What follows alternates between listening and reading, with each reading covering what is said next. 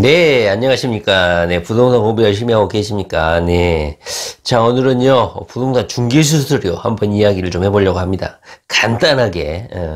왜 말씀을 드리냐면요, 2020년도부터, 부동산 계약서, 그러니까, 매매 계약을 하든, 임대차 계약을 하든, 부동산 중개소에서 부동산 계약서, 매매 계약서, 임대차 계약서를 사용할 때, 중개 대상물에 대한 설명 의무가 있잖아요. 거기에 중개수수료를 협의를 해야 된다. 필수적으로 설명을 하고 중개수수료 분쟁이 많으니까 중개수수료 부분에 대한 중개사와 의뢰인, 매수자, 매도자 간에 중개수수료를 협의를 해야 된다. 이런 개정사항을 2020년부터 적용한다고 합니다. 여러분들은 어떻게 생각하십니까? 저 같은 경우는 부동산 중개 계약서를 한 수십 번, 수백 번 작성하다 보니까요. 여기에 대해서 할 말이 많아요. 불만이 많습니다. 결론으로 말을 하면 부동산 중개수수료는요, 고정요율을 해야 됩니다. 고정액. 이것 때문에 상당히 중개사하고 사이도 안 좋아지고 트러블도 있고, 감정을 상하기도 하고 얼굴을 붉히기도 합니다. 보통 중개수수료를 깎으려고 하거나 이렇게 줄이려고 하시는 분들, 중개수수료를 깎아달라, 이렇게 하시는 분들은 누굴까요? 여러분들 중에 아마 중개수수료 때문에 스트레스 받는다고 중개사님한테 중개수수료 깎아달라고 하신 분이 계신가요? 그럴 때 중개사님 표정이 어떻던가요? 두 가지 유형이 있죠. 사람을 병신으로 보든지, 또 하나는 죽는 소리를 하시는 중개사님들이 계시죠. 요즘에 먹고 살기 힘들어요. 부동산 경기 힘들어요. 요즘에 부동산 잘 된다고 하시는 중개사님 한 명도 없죠. 요즘 경기가 안 좋아서 겨우 먹고 살아요, 이렇게 하면서 중개수수료를 깎으려고 하면 거의 죽는 소리를 하죠. 그렇기 때문에 실질 현장에서는요, 부동산 중개수수료를 깎는다는 것은 상상을 할 수가 없습니다.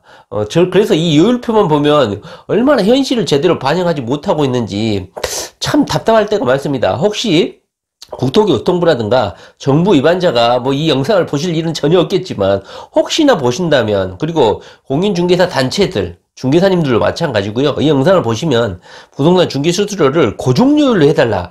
반드시 이거를 관철시켜야 돼요. 이것이 중개사님들한테도 좋고 의뢰인들한테도 좋고, 저는 그렇게 생각을 합니다. 아셨죠? 예. 보통 중개수수료를 깎는 분들은요, 중개 계약을 많이 하거나 다주택자라든가 부동산 투자를 하시는 분들은 중개수수료를 깎는 경우가 거의 없습니다. 보통 중개수수료를 깎는 분들은 평생에 한 번, 두 번 부동산 매매계약서를 할까 말까 하시는 분들, 부동산 초보 어린이들, 이런 분들이나 중개수수료를 깎지, 중개수수료가 갖는 의미가 얼마나 큰지를 다들 알고 계세요. 그리고 중개수수료 깎는다든가 할인 받는다든가 조금만 깎아달라고 하는 말을 하는 순간 중개 계약이라든가 중개사님과의 관계가 악화될 가능성이 상당히 크기 때문에 절대로 투자자들이라든가 다주택자들 같은 경우는 중개수수료를 건들지 않습니다. 그렇기 때문에 실제 부동산 중개 현장에서 부동산 수수료를 깎는 경우는 거의 없다고 보시면 됩니다. 만약에 중개수수료를 깎아달라고 하시는 분들은 초짜들, 이제 처음 부동산 매매 계약을 해보시는 분들, 특히 세입자들, 집을 구매해본 경험이 없는 분들, 이런 분들이 부동산 중개수수료를 깎아달라고 하죠. 그런데 실질적으로 깎아주시던가요? 아마 깎는 경우는 거의 없을 것이다. 저는 하루빨리 공인중개사님들이 자신들도 그 필요성을 느끼고 있을 거예요. 이 영상을 보시고 또는 자신들도 필요를 느끼고 계실 건데, 국토부 그 주무관서에 반드시 고정요율로 해달라. 현재 4%, 3%, 9% 이하에서 상호 조절해서 합의를 해라. 합의가 되겠습니까?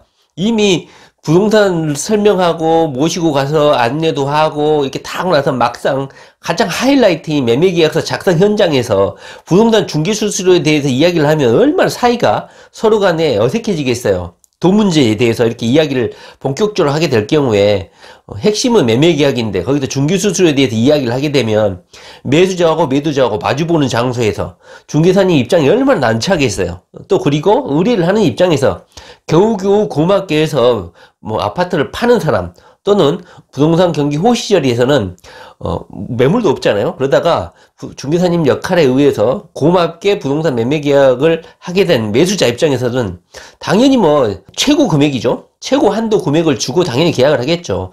그러나 아무리 서로의 필요의 입장에 의해서 매매 계약을 하더라도 매매계약서 작성 현장에서 매매계약 수수료를 상호 조절 협의해서 정해라. 매수수요율 표에는 최고 한도가 정해져 있으니까 그 이하에서 서로 합의를 해라. 이렇게 하는 것은 너무 가혹하다. 중개사 입장에서도 그렇고 매도자, 매수자, 임대인, 임차인 모든 입장에서 말이죠. 저는 절대로 이거 서로 얼굴만 붉히게 되고 사이만 안 좋아진다. 저는 그렇게 생각을 합니다. 혹시나 이 영상을 보시거나 중개사님 단체들, 한국공인중개사협회에서도 빨리 좀 정액제로 하셔야 된다.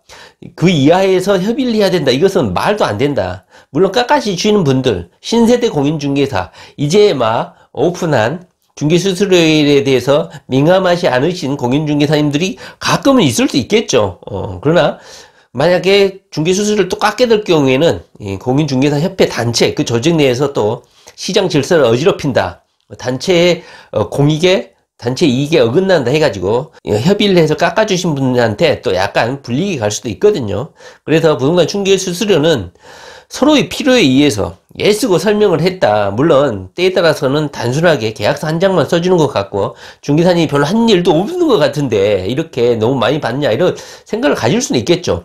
이거 자체가 불신이라는 거야. 중개사 입장에서는 나름대로 최선을 다했겠죠.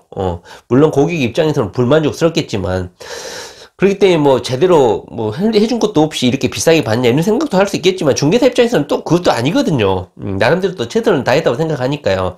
이런 서로의 오해를 불식시키기 위해서 차라리 요율을 좀 낮춰갖고 고정을 하시라. 요율을 고정을 하시라. 이것을 왜 제가 계속 게시판에도 올리고 한번 의견도 제안한 적이 있는데요. 그냥 개선이 안 되는 것 같아요. 서로 불쾌해진다. 결정적인 현장, 매매계약서를 작성하는 결정적인 현장에서 이렇게 돈을 가지고 흥정하게 하는 거, 협의하게 하는 거 매우 좋지 않다. 저는 그렇게 생각합니다. 자, 오늘은요 부동산 중개 수수료에 대해서 이야기했는데요. 다음에 한번 이 수수료 관련해서 제가 또 대형통 싸운 경험도 있고 결국은 제 입장에서는 부동산 수수료를 깎은 경우는 거의 없었다. 좀 낮춰달라, 좀만 빼달라 이 소리 했다가 험악해진 그런 분위기가 한두 번이 아니었습니다. 네. 다음에 한번 중개수수료 이야기 한번 해보겠습니다. 네. 부동산 공부 열심히 하세요. 네, 감사합니다. 네.